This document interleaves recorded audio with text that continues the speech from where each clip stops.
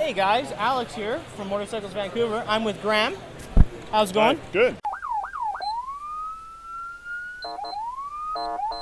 Motorcycles Vancouver. And Graham's got a Pacific riding school you're wanting to talk about. Nope. Roadcraft, sorry. We're Roadcraft Motorcycle Yeah, Academy. so let's hear about it. We're an advanced riding skills school, so we're about, I kid with people and I tell them we turn you into the rider that you already thought you were. A lot of riders feel that they're pretty good at it, and their only criteria for feeling that they're good at it is that they haven't had any bad things happen Right, yet. which is going to happen. So that means I must be good at this. Right. So everybody has bad habits. Everybody has strengths and weaknesses in their riding. We're about helping people identify their strengths and build on them.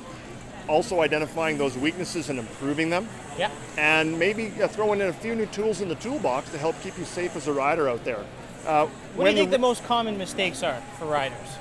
One of the most common things riders can't do is they can't stop the motorcycle. Right. It seems like a simple, basic thing, but on a regular traffic stop is easy. But in an emergency, stopping the motorcycle safely, only about 1 in 5 people is capable of doing that without crashing the motorcycle trying. For sure.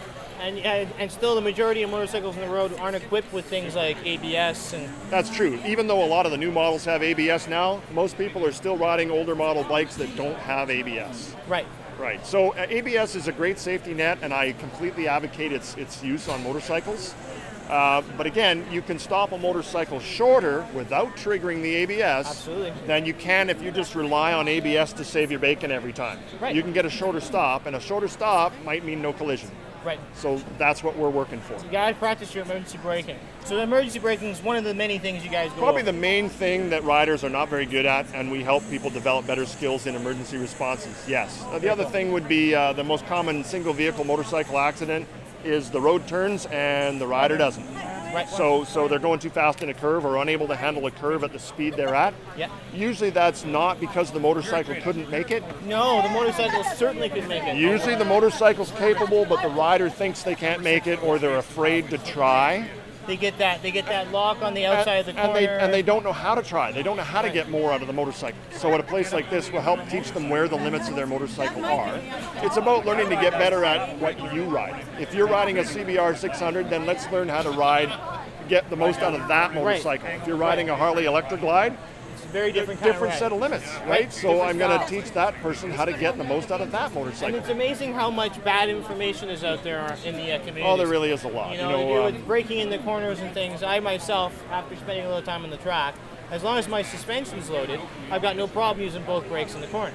Right. But a lot of people don't understand the dynamics of it. In novice training, they frequently tell you do not brake in a corner because novices are not very good at finesse. Right. So they would prefer to not have people crashing, so they tell you not to brake in a corner. But that doesn't mean that in an advanced school we won't explain how braking in a corner can work for you. And it's all about, as you say, making sure your suspension's loaded, not making any sudden changes that can put too big a traction demand on your tires. Right. Those kinds of things. So where can we find you guys? Well, we can find us online at roadcraftmotorcycleacademy.com. And you're based out of here in Vancouver? We're based out of Richmond. Richmond, very cool. We've got a 4-acre training area, closed course training area in Richmond near Steveston and 6 Road. Very cool.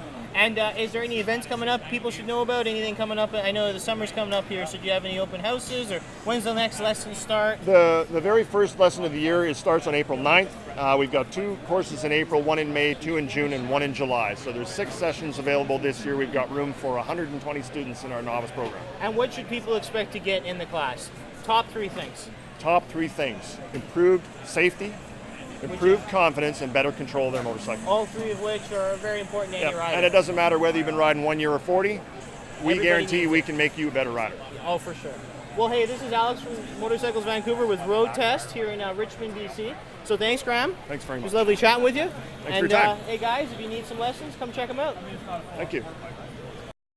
Thanks for watching that video with Roadcraft of the 2015 Motorcycle Show. Click on some more of the videos and make sure to subscribe to the channel.